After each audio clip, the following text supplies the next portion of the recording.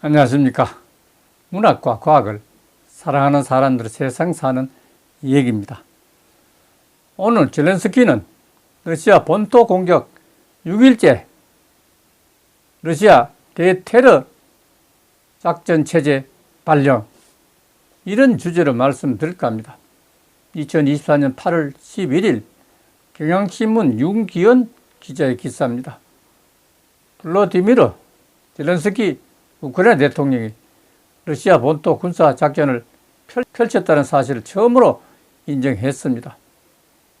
벌써 6일째입니다. 러시아는 우크라이나가 침공한 남부 지역에 대테러 작전을 선포했습니다. 양국은 6일째 러시아 영토에서 치열한 전투를 벌이고 있습니다. 젤렌스키 대통령 10일 텔레그램 채널에 올린 정례 연설에서 오늘 알렉산드로 시르스키 총사령관이 최전선 상황과 침략자의 영토로 전쟁을 밀어내기 위한 우리의 행동에 대해서 보고했다고 밝혔습니다. 그러면서 우크라이나는 정의를 회복하는 방법을 알고 있으며 침략자에게 필요한 압박을 가할 것이라고 했습니다. 젤렌스키 대통령, 우크라이나 군이 지난 6일 접경지인 러시아 쿠르스크 주로 진격해서 교전을 시작한 지 나흘 만에 이 같은 사실을 공개했습니다. 그간 우크라이나는 러시아 본토 공격에 관한 직접적인 언급을 삼가해 왔습니다. 양국은 여섯째 쿠르스크 주에서 치열하게 교전을 벌이고 있습니다. 알렉세이 스미로노프 쿠르스크 주이사 대행은 11일 새벽 우크라이나가 날린 미사일이 쿠르스크 시의 한 아파트에 떨어지면서 13명이 다쳤으며 이 중 2명은 위독한 상황이라고 밝혔습니다.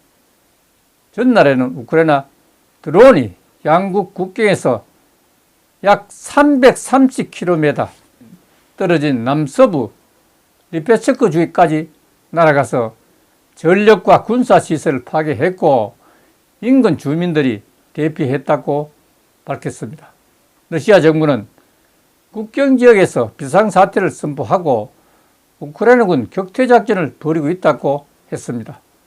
러시아 반테러위원회는 전날 우크라이나의 공격은 테러와 마찬가지라고 하면서 쿠르스크, 벨고로드, 브란스크 등 3개 주의 대테러 작전 체제를 실시했습니다. 작전을 시작하면서 이 지역을 다니는 개인과 자동차에 대한 검문 검색, 이동 제한, 통신 제한 조치를 취했습니다. 반테러위원회는 우크라이나 정권이 러시아 여러 지역의 상황을 불안정하게 하려는 전례 없는 시도를 했다고 지적하면서 우크라이나군의 테러를 막기 위해 이 같은 결정을 내렸다고 설명했습니다.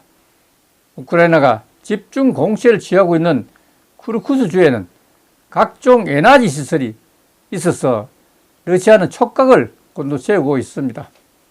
러시아의 천연 가스를 유럽으로 옮기는 가스관 시설과 러시아 3대 원자력 발전소인 쿠르쿠즈 발전 등이 이곳에 있습니다.